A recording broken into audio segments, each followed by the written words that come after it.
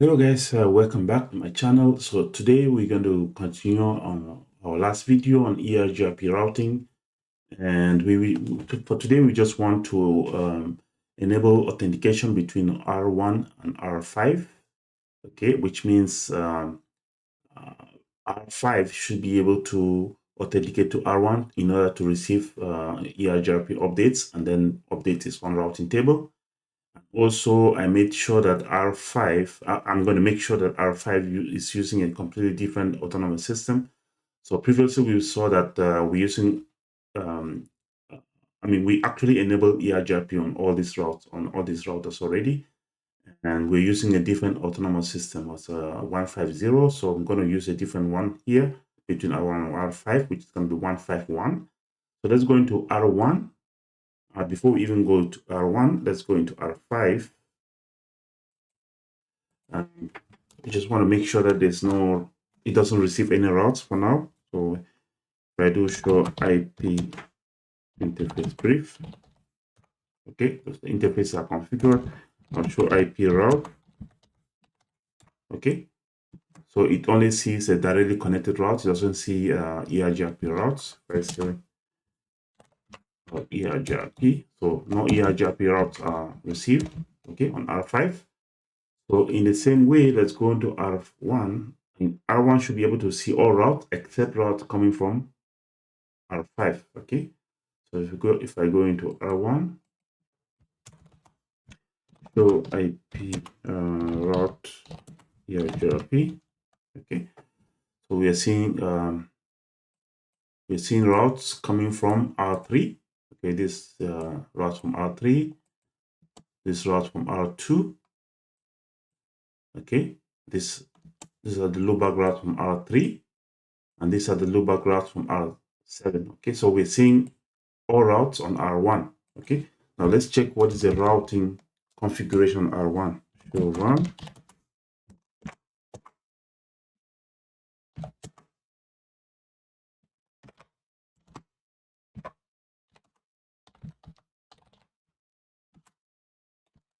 Okay, so this is our routing configuration on R1. So basically we're advertising all the networks. Okay, these are all the networks on R1. We're advertising all of that except the network going down to R5. That's what we are not advertising on that's what we're not advertising on R1. Okay, so now let's configure the authentication between R1 and R5. Okay, so configure terminal. Okay, so as we saw before, first thing we want to configure authentication is we have to configure the keychain. And let's call this keychain AEA. Okay, locally significant. And we give a different key, we give a key of 2. Okay, and then we give a key string. Give a key string. Let's call this key string Cisco 123. Okay. Now we're going to exit out of there. Exit again. Now, the next thing we want to do is want to configure the routing configuration for a different autonomous system. Okay, so let's call this one router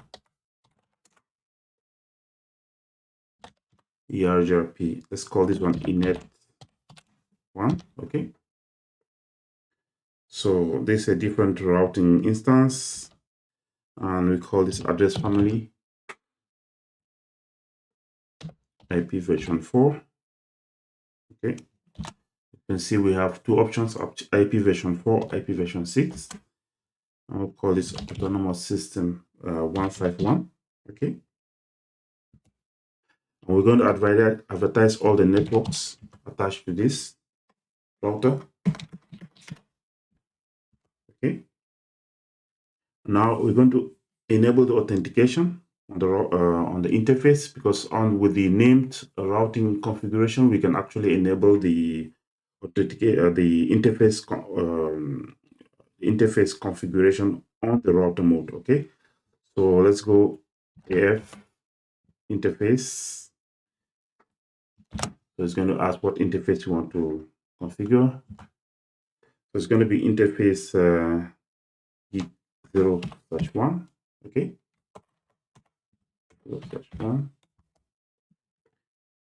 And now we're going to say authentication.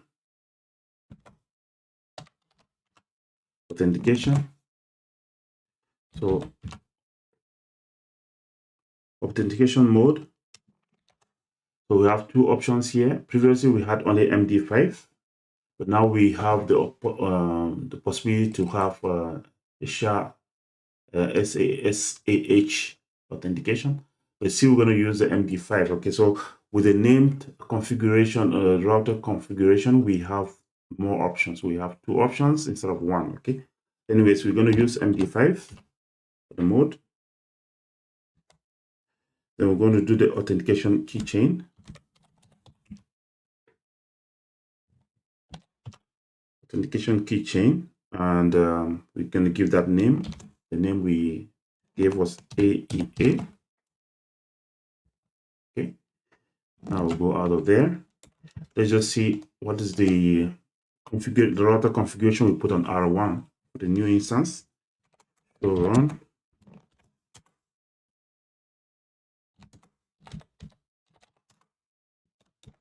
Okay, so we have two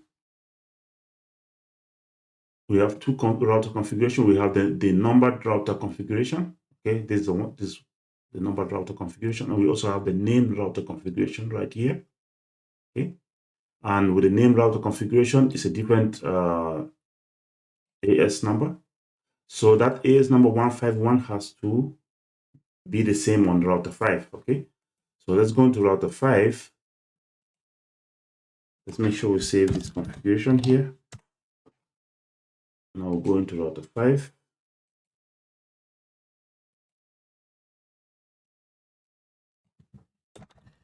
On router 5, we say configure terminal, give a keychain, locally significant. It's going to be EAE. Okay, doesn't have to match the one we gave on R1. And now we say give a key. The key has to match key 2. Since we gave key 2 on router 1, it has to be key 2 as well here. The key string as well. The key string has to match, which was Cisco 123. Now we're going to exit out of there.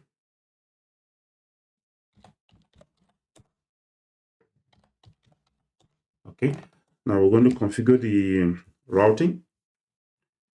Router EIGRP. Let's call this one. It's also going to be named routing code. We don't have to, but we can configure this as a named EIGRP configuration. And let's call it net 5. Address family IP version 4. Autonomous system 151. 151 has to match. Router 1 was 151, so router 5 also has to be 151. And we're going to advertise all network attached to this R5. Okay. And then now we're going to have to enable the authentication. The interface, okay, interface gig 00. So interface gig 00, that's where we enable the authentication. So the authentication, okay, say authentication mode is MD5. You have to match. Okay. And then authentication keychain. Keychain has to be EAE. Okay, so we named both. So basically that's it. Go out of there, save. Let's just double check what's the router configuration. Show run.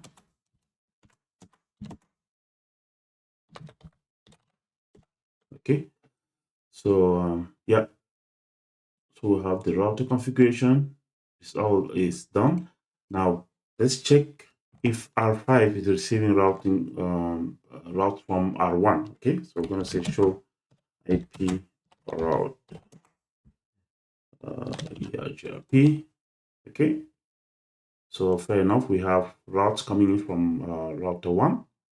And the good thing we can see right here is, remember on R1, we advertise all networks, okay? But the thing is, on R5, we can only see routes coming from R5. From R5, we can only see routes coming from R1 because there's a different route EIGRP instance, okay, linking R1 and R5 and R2 and all the other routes, by the way. So we cannot see routes that are on R2 coming from R2 or R7 or R3, okay?